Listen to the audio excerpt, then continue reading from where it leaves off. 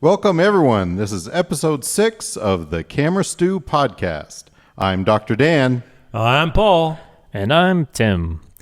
This episode's guest is photographer Ric Moore. We're here at Little River Studios in Miami, Florida, where Shoot the Centerfold is having another weekend seminar. We're sitting down with photographer Ric Moore from Dallas, Texas. Ric worked at Playboy for what seems like centuries. He started as an assistant with David Mecey and then went to shoot for Playboy's special editions. Some of his commercial clients included Coca Cola, Frito Lay, Bacardi, and many others. Ric's magnetic personality is a hit with his clients and the models.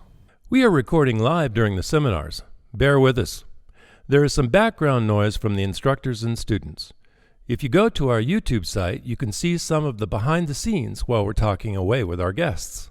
If you haven't attended one of Shoot the Centerfold seminars, this is a must-see event.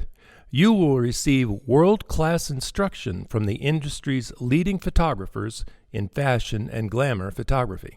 Sponsors for this show are Lightwear, maker of the finest photography equipment cases on the planet. The choice for some of the world's top professional photographers. You can see a full range of their products on lightwearinc.com. And Foursquare, the innovative, lightweight, modular softboxes and light modifiers for use with speed lights and full-size strobe heads. The Foursquare block can be adapted to just about any speed light currently being made. Dr. Dan's highlight discs. They give a big studio strobe, a very unique and precise highlighting effect. Available exclusively at lightweardirect.com. Thanks for listening, and I hope you enjoy this episode of Camera Stew.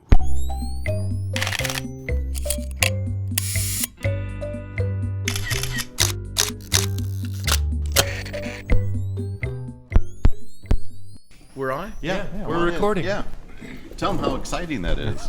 No, it is exciting exciting. because during my time as an assistant, which was just a really great time, what was Gary Register? Gary Register, yes. He came through Dallas a couple times. I was Yeah. an assistant, and it was just interesting listening to his story and his.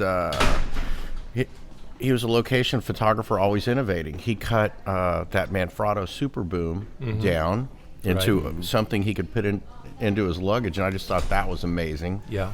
But Lightwear came along. I was assisting a Playboy photographer frequently at the time, and there weren't restrictions at the airport at that time on weight. There was no such thing as a 50-pound weight limit. Right. His case, and it was popular at that time to use music cases. Yes. It had casters. It was called Yes. the Big Blue. Oh, weighed yeah. 40 pounds empty. Yeah. And so once we loaded that up with dynamite packs and stuff, I'm the one that was supposed to carry it. Oh, my God. So I could roll it to a degree, but we were going to Syracuse, and Bon Jovi had just played there this one trip. And everyone's like, "Are you one of the roadies with Bon Jovi?" Of course I am. Look at my hair. Right. You know, that time I had the long curly hair. Dude, yeah. Of course. Yeah, I'm living on a prayer. Of course I am. Now, is that with David Mecey at the time? Yeah. I'll be damned. So, give us a little background. Well, say your name so we have it for the record. Mi nombre. Mi nombre. ¿Dónde ¿Dónde está? Mi nombre es Ricardo Moore. I'm Ric Moore. And people wonder why my name is R-I-C instead of R-I-C-K. My name is actually RIC. Ricardo. Ricardo. Ricardo. I was born in Caracas, Venezuela. No, I didn't know it was Venezuela. So do you have dual citizenship? I do. Excellent. Oh, my God. My Spanish would not, anyone that is from Venezuela would be like, I'm very embarrassed about his Spanish. Not good. Not good at all. Not But good at all. I grew up Yeah. all of my life in the United States and got a Russian accent. Who knew? Yeah, Who knew? I was in the Russian part of Oklahoma. It happens. It you know? happens. Oh, Yeah. my word. Cow pies and Playboy. Yes. That's Watching the corn grow. Watching the Yeah. car grow. But then That's exciting. Well, what happened is my family had acculturated to South America, and so when we went back to Oklahoma, it did not go well for my brother. He was convinced he was Venezuelan, and that Venezuelan laws applied to him Oh, is that only, right? not Only. Oklahoma laws. Oh. So wheelies, things like that. They don't really follow you where you go. Yeah. Well, right, and that is the problem. That is a very big cultural problem with people visiting the United States. So we moved to the very southern tip of Texas, Brownsville, where the Rio Grande meets. Right. Oh, wow. Yeah, the Gulf of Mexico, South Padre Island, as far south as you can go. No kidding. And, he was fine there. Got it. He was Far enough. Yeah. So from Oklahoma to Playboy photographer, how did that get going? Actually, it happen? was Brownsville, where I grew up in my high school years and everything. And I went out and I stayed with my grandfather, who was ill after I graduated from high school. He had a camera, and both my father and my grandfather were amateur photographers with SLRs. And I really could care less about any of that. I had I used a little Instamatic from time to time. I had no interest in it whatsoever. And some time after that, my grandfather passed away, and my father gave me his camera. And he and I had gotten to know each other during that process of, basically him going out of life and me coming into my own as a man. And we had a blast. It was such an exceptional experience. To see him flirt with girls at this little place in Vista, California. It was called the Pepper Tree. The Pepper Tree. He was a true Oklahoman, and he would say, well, that's faster than a squirrel jumping out of a hayloft, and your smile is prettier than a, He had them all, didn't he? Oh, man. Encyclopedia. I was like, we should have hung out earlier. That was good.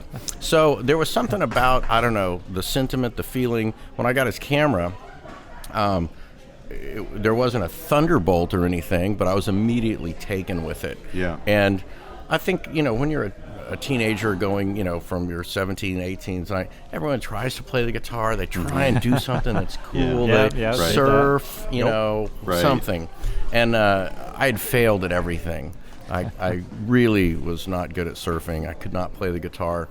I picked up the camera, and it was kind of the perfect balance for me of I had some technical talents and I had some creative talents, and those things came together very quickly for me in a camera. Like what I would imagine when somebody picks up a guitar that is not like me, that actually has talent in it, and it all makes sense, and they strum it, and I'm like, I get this. And so I got a camera very quickly, and I would just ask people along the way, how do you do this? How do you do that?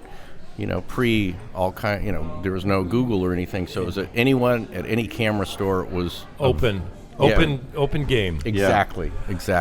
Do you know how to? Yeah. Why did this not work? Why do I have a black line on all my photographs? Right. And this happened today on my set.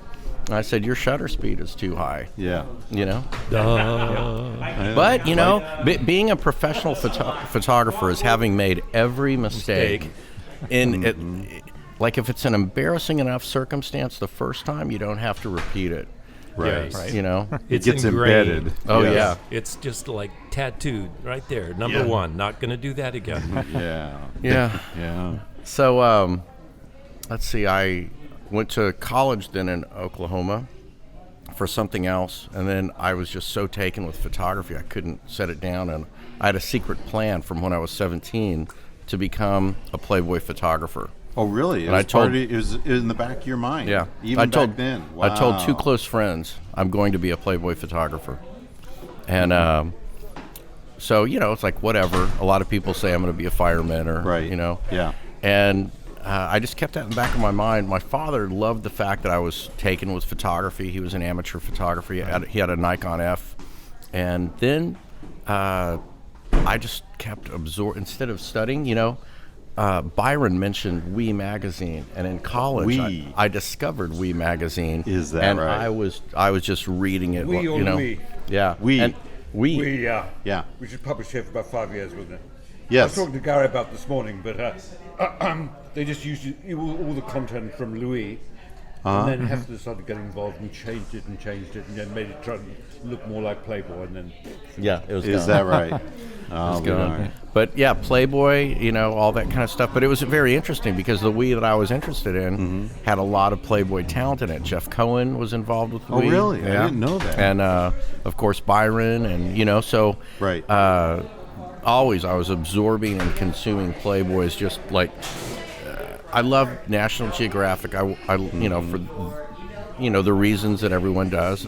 Loved Life magazine for those decisive moment reasons. Yeah. And I loved Playboy for the lighting. I mean, I could not figure. I knew nothing. It was amazing. And wasn't I it? was just As a looking kid. at it going, it's just magic. How did you they could do just that? tell it was so Right. much different. Yeah, and so I would just keep looking at it. So in college, I started. Oh, we're having a little technical difficulty with technical our ears. difficulty. Sorry. Up or down? Down, please. Okay. Yeah. Yeah, How about there? The levels That's got great. changed up. Okay. Yeah. Turn mine down just a hair, Tim. I want to reach over there again. AKA, Rick is a very loud talker. Loud Sounds like talker. a Seinfeld episode. He's a loud talker. Yeah. There's a soft, smooth talker. Then there's a loud talker. Yeah. Well, you are from Oklahoma, right? Well, I spent some time in Oklahoma. you spent some time Yeah, there. I'd Oh. say more. I'm more from the South. Oh, the South. There you go. So you got the smooth South kind of. Well, the South that It's I grew the up Ric in is Moore like, show. Yeah, Yeah. is That's good. hello. I am from the border. That kind of South. I didn't go far enough, did I? Not far enough. No. Not far no. So, where were we? Yeah, well, you were talking about the Playboy images and how And beautiful they were. And, Oh, well, and couldn't couldn't get absorbing. enough, Right. and the Well, lighting, right. and One thing I did was I started. I got a Novatron flash kit. oh my God. God. Didn't know which way to point the umbrellas. They were translucent. I did my first Playboy shoot, With Novatrons. and didn't know which way to turn the umbrellas, and it turned out pretty great. Really? I couldn't. That's terrific. Looking back on it now, I mean, I shot in a bathroom with a girl reflected in a mirror, and I look back on it now. It's like, how did I do that? Like that was. How did that come about? Yeah, I didn't, like Really? You just had it right. the You courage just had- of the ignorant. Yeah, you just had it right. And then I did another one, and I still look at those images, and I'm like, Not bad. not bad. And so I sent that stuff to Playboy, and they sent me a letter back. And they said, look, you kind of suck. No, they didn't say that. You may think these images are good, but no, they said you have a very good eye. And it was, I think, a little bit of a form letter, but these girls weren't. You got a response. I got a response. These girls weren't quite what Playboy was looking for at the time, although they were very beautiful. And that's something I always loved about Playboy. Very different from modeling agencies. Playboy was always very kind. It wasn't, really? It wasn't like you're too short or you're too this, or it was like Playboy was always very at castings. That we did throughout the years. There was nobody that ever walked through the door that we said anything like you don't belong or you're not the. It was just like we're very happy to have you here. And I always, my own personality, I've enjoyed that a lot. Being a gentleman. Yes. Being a gentleman. A lot to be said for that. Yeah. Yeah. And that's how I became a Playboy photographer. I was a gentleman. You were a gentleman all the way through it. Well, you assisted David for how long then? I forgot. From like, I think 87 to 90. And then I was it kind of, there was a really good makeup artist she was doing all the Playmates in LA at the time. And she had kind of given Pamela Anderson her Was look. that Vogel? Is Yes, Alexis Vogel. Alexis Vogel. So Right. Alexis came to Texas with David, and I did a portrait of David, Right. just like lickety split with the tungsten and a gobo and some stuff on stairs, and Alexis loved it. She was just like, "Whoa, that was really cool," and so she was like, "You have got to go to L.A." And I had just invested in a house with my brother, and he was like, "You have got to work on the house." And a little bit of a conflict there. But Slightly. Alexis kept pushing on the LA thing, and she spoke to Stephen Wada about me. And it was very interesting. When he was here at SDC, he spoke about, he said, I always hired assistants that were good, somebody that, and I really took it as a compliment because Playboy West called at that time, 1990, to see if I was available to go to the Bahamas with them. And it would have been assisting Stephen. And I said no, because I had just drawn this line in the sand of like, I'm not going to be an assistant. I'm going to be a photographer. I regret that. If I could have moved that line a little bit Really? north. Oh my God! You know, but When we're young, we make those decisions, boy. don't we? Though. and then my photography career went up and down. I had a gig shooting. With Playboy, a lot of things. It wasn't going in necessarily through the front door, but through a side door. With me, I was already known. I was known to editors. I was known to people in the Chicago office. I'd been working. I sent film. They knew that I was dependable, and I was a problem solver, not a problem creator. And so David moved to L.A. in 1990, and there was a bit of a vacuum, and he was supportive of me shooting, and which is very big. Right. And so, I just started knocking on that door and knocking on that door. I got my first assignment for Girls of Spring Break, and I got the lead photo on that. Oh, was that the one where you set up a camera remotely? Yeah. That was an awesome image because you felt like you were right there. That's what was amazing. I remember that You image. do? Yes. Kevin Custer. Of course I remember that image. That was an awesome... I mean, I was in college. Oh, wow, Come on. that's Hello. cool. Kevin said to me, for him, that was the preeminent, spring break image, because it just showed it all. And at the time, I was just very, I was shooting from below with a 300 2.8, and just having that technology available at that time of a radio transmitter. I'd pre-set up a Nikon 8008 on a Bogan super clamp with the flash, with some 08 gold on the flash. Yeah. All, dialed in.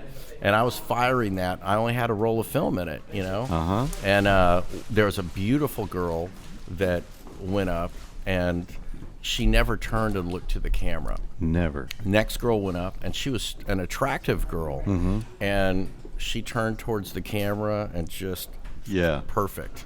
Bingo. Amazing. Yeah, I couldn't believe I got that. Yeah. And so, after that, things started going with Playboy, but there were still ups and downs.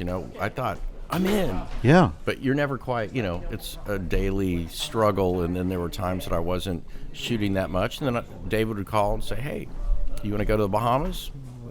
Yeah, I do. Yeah.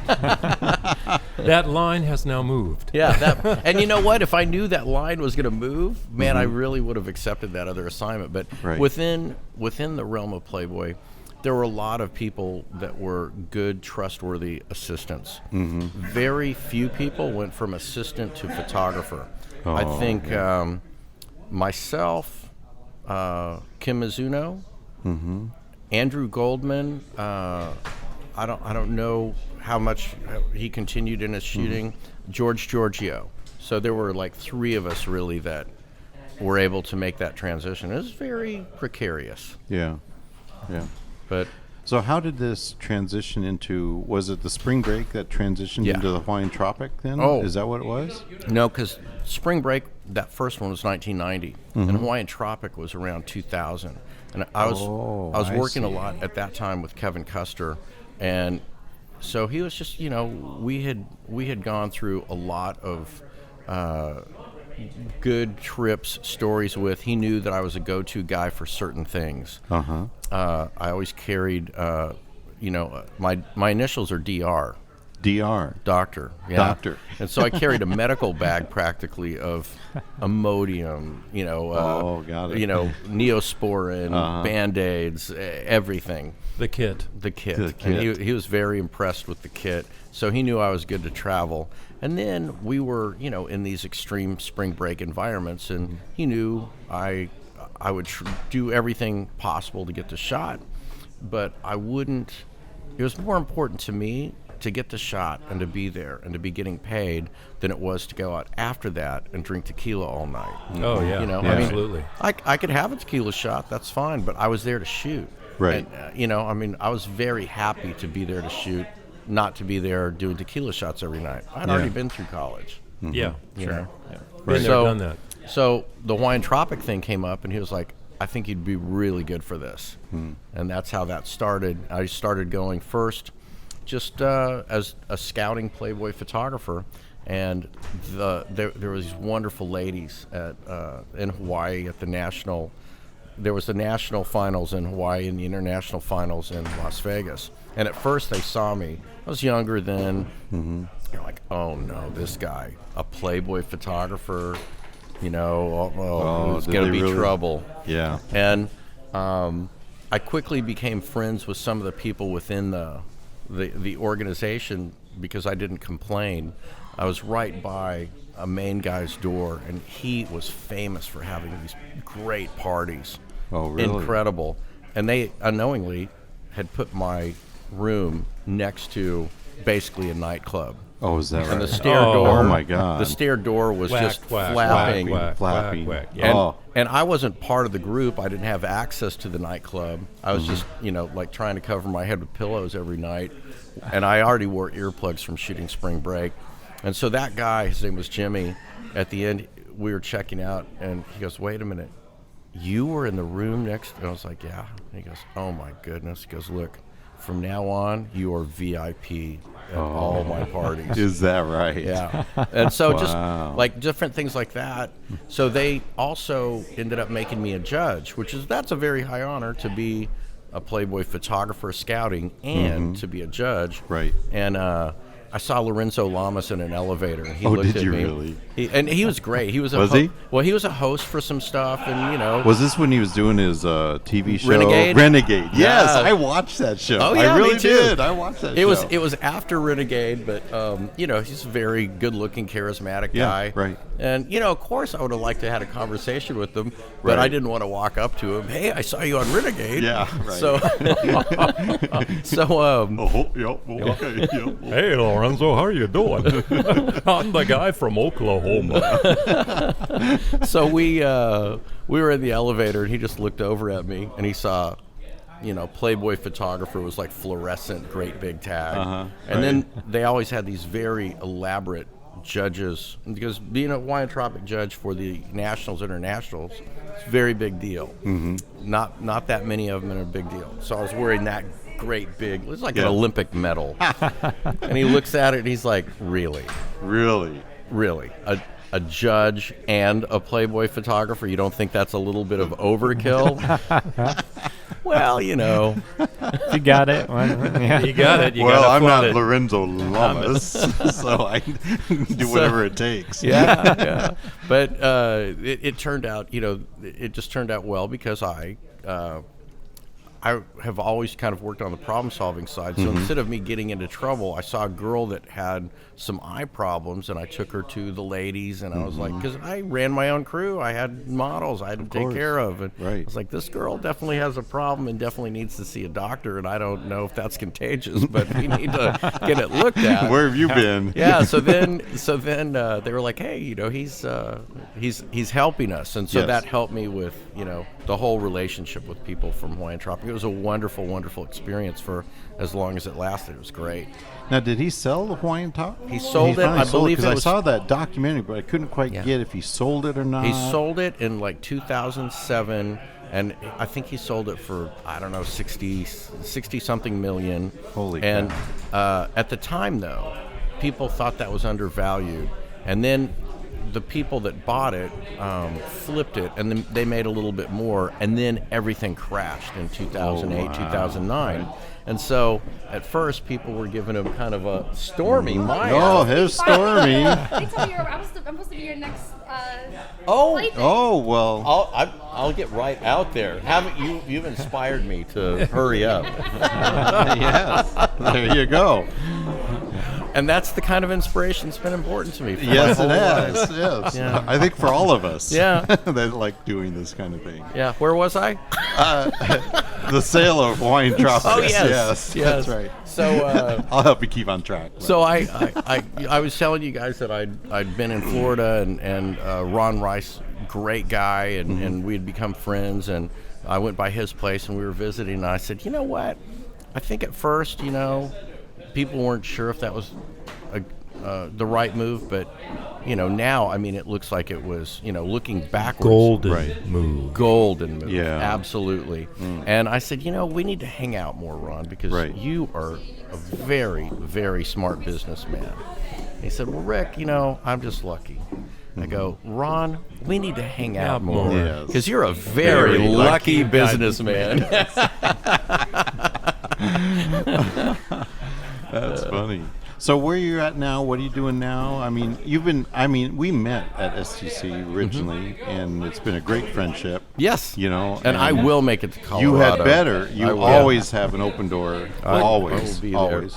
I quizzed him earlier. I go, "Are you so? I swear you're somebody I went to school with." Oh. And it's like, no, but I wanted to go there. Oh, yeah, right. It right. it was like instant familiarity. Yeah, yeah. So it's just like, Oh, it's just been. and I still yeah. can't think of who the guy is, but I will. And when I do, I'll let you know. okay, Yeah, there that's you go. great. That's Yeah. great. No, the art center was just that. If I could have gone to school for photography, that would have been the school. So we were talking, and I Yeah. had made it a point when I was in Dallas of assisting photographers that had specifically gone to that school. Yeah. And I'm still very close friends with two of my mentors were graduates. So are you said you were working on a loft. Now, where is that loft? So- is that loft in Brownsville? No, Oh, good. I'm glad to hear that. no, it's in Dallas, and so Okay. I had bought a building. Real estate's always a good thing to do. Yes. And it sounds very big, I bought a building, but I bought a building for a very good price in a very bad part of town. Sounds familiar. Yeah. Yep. Sounds familiar. Yeah. So in any of our future podcasts, when you hear the railroad tracks in the background, yeah, You'll know where it's from. My really good investment. yeah. Well, and it was. I grew up in a border town, so in this particular area, it was very much like that. I was very much at home rather than uncomfortable. Right. So it was all good, and then over time, it's just been, Better and better. and it's a really cool place now. So I had a 6,000 square foot studio when I was, going in my heyday, and then, everything has changed. People aren't, Yes. requiring that of a photographer or paying for it for a photographer. Right. And me renting that out to other commercial photographers wasn't really happening. So it's now a really great business. They put some really good money and efforts into that space. And it's, should I plug it? Sure. Why not? Common Desk. And so Common desk. What is people office out of there. It's a really cool environment. They've got, he put some serious money into it. It is cool looking. And my studio was cool looking to begin with. And now it's like there's always coffee and there's beer on tap. There you go. There's a place in Denver that I was at, and there's a common area, and they have all these rooms, they're offices, and there are all these businesses, and they all share this common area, the Yeah, kitchen. I'm and trying to beer think of the and name of everything. that right now. I Yeah, remember, it's but down in Lodo there. Yeah. But yeah, it's very So- cool. It's so a I- very thing to do. There was a space above there that was just a very raw space. It's just open like the building we're in. No heat and air, no insulation. And so I put in a loft just before the money ran out in 2009. And I didn't finish it. And I just put together the funds to put on a new roof and to start adding air conditioning. The floors are old, beautiful wooden floors. Right. And so my area is redone, and they're gorgeous. And then the big area, so the big area is probably 3,000 square feet. And I'm looking on transforming that. I just started on it a couple of months ago, and now Wow. there's a big stairway going up to the roof. Very And, cool. Yeah. So Very cool. sounds fun. I'm thinking that's that will kind of bring me back into Shooting more? shooting more. Yeah. Yeah. Yeah, because Very cool. I need a little time off. I understand. And how many more hours before you get your pilot's license? Technically 20, and that 20? is during. But I got a more complex aircraft, so I'm going to have a little bit more. But very excited about that. During my time as a Playboy photographer, I wasn't allowed to have any other hobbies. It's written in Really? in It was the fine written in print. there? Yeah. Really? Yeah, you can't have any other hobbies.